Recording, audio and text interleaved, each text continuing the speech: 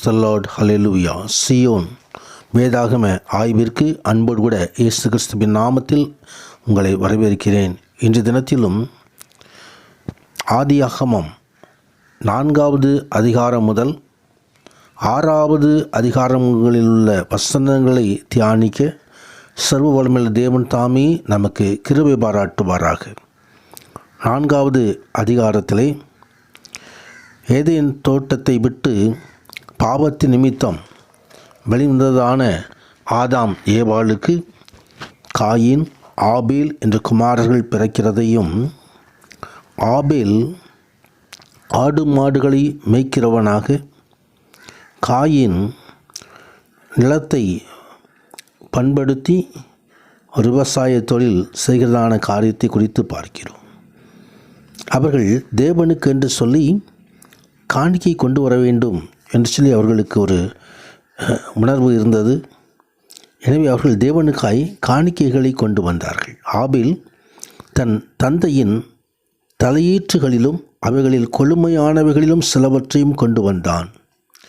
ஆபேலையும் அவன் காணிக்கையையும் கர்த்தர் அங்கீகரித்தார் என்று சொல்லி பார்க்கிறோம்.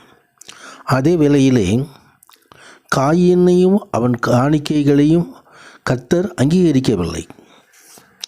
எனவே அங்கே பிரச்சனை வருகிறது. காயினுடைய முகநாடி வேறுபடுகிறது.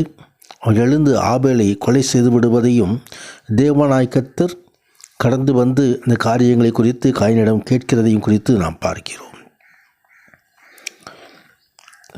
முதல் கொலை, முதல் மரணம் இங்கே நிகழ்கிறது. பாவம் மனித வாழ்க்கையிலே அதிகமாகிவிட்டதை குறித்து பார்க்கிறோம்.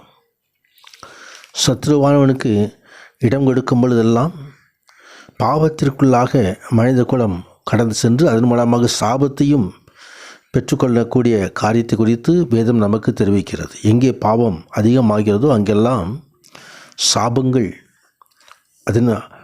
அதன் ஊடாக தேவனுடைய நியாய தீர்ப்புகள் அது முந்தி கொண்டு வந்து விடுகிறதை குறித்து பார்க்கிறோம்.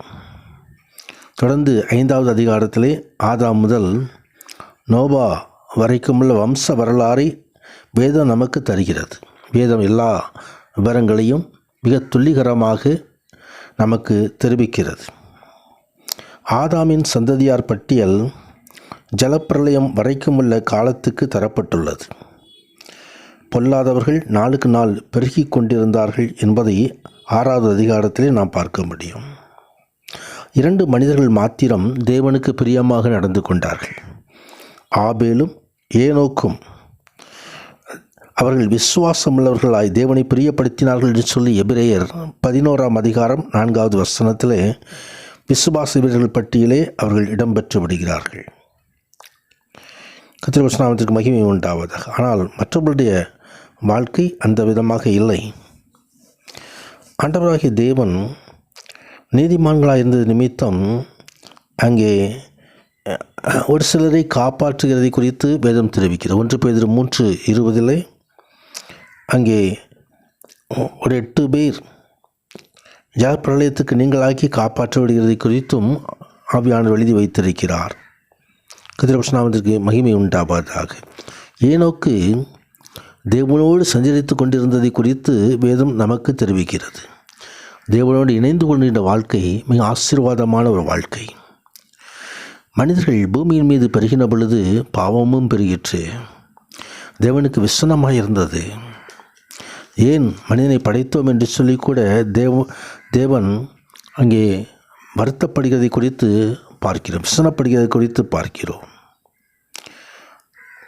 தொடர்ந்து ஆண்டவராகிய தேவன் பாவத்தின் நிமித்தம் வருகிறதான கோபாக்கினைக்கு நீங்களாகும்படி, தண்டனைக்கு நீங்களாகும்படி இந்த நோவாவை அழைத்து ஆண்டவர் பேசுவதை குறித்தும் பார்க்கிறோம். ஒரு பேழை உண்டு பண்ண வேண்டும் என்று சொல்லி பேசின பொழுது நோவா தேவன் கற்பித்தபடி அப்படியே கீழ்ப்படிந்து அந்த காரியங்களை செய்கிறதை குறித்தும் பார்க்கிறோம்.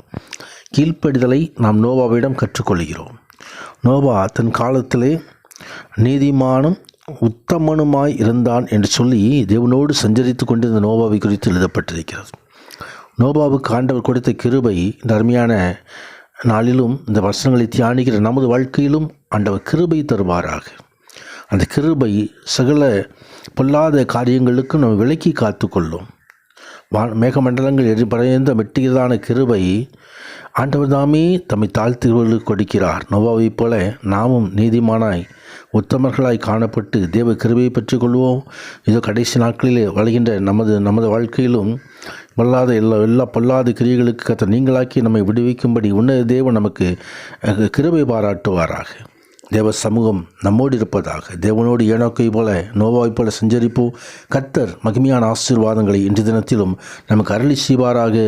ஆமேன், ஆமேன்.